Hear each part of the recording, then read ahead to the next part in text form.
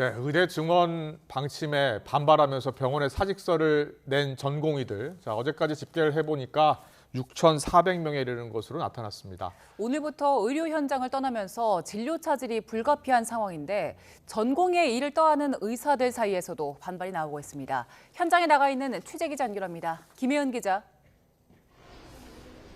네, 신촌 세브란스 병원에 나와 있습니다. 사직서를 낸 전공의들이 6,000명을 넘어섰어요. 자, 세브란스 병원 정말 큰 대형 병원입니다. 지금 진료 공백이 심각하겠는데요? 네, 이곳 세브란스 병원에서는 평소 같으면 하루 200건 정도씩 수술이 진행되는 곳입니다.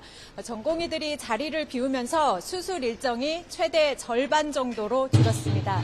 일주일에 1,600건 정도씩 진행되는 수술 일정은 이달 말까지 이미 반토막으로 조정됐습니다.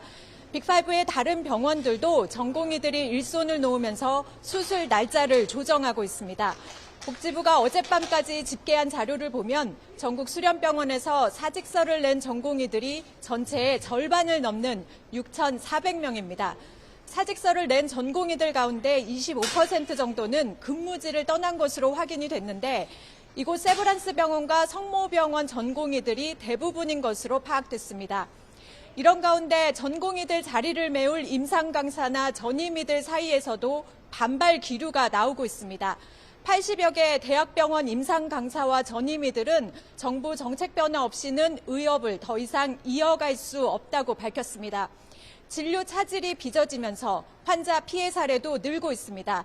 정부가 어제 가동한 피해 신고센터에는 34건이 접수됐고 중증 수술이 취소된 피해 사례가 대부분이었습니다.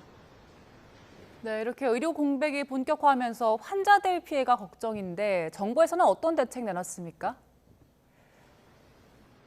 네, 정부는 우선 이런 대형 병원들을 중심으로 비상 진료 체계가 잘 운영되도록 보상을 강화하기로 했습니다. 남아있는 의료 인력의 최대한 보상을 늘려서 의료 공백을 최소화하겠다는 겁니다. 우선 응급의료행위나 응급의료 전문의들에게 진찰료 수가를 인상하는 게 하나의 예입니다. 또 증상이 상대적으로 심하지 않는 환자들을 다른 병원으로 이송할 때 주는 수가도 올려서 대형 병원 응급실의 진료 부담을 완화할 방침입니다. 입원 환자들에 대한 정책 지원금도 신설을 해서 환자를 진료하는 전문의들에게 추가적인 보상을 해주기로 했습니다.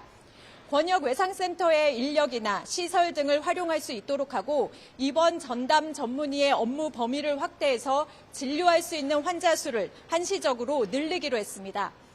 또 인턴이 필수 진료과에서 수련하다가 응급실이나 중환자실에 투입되더라도 이 기간을 필수 진료과 수련으로 인정해주기로 했습니다.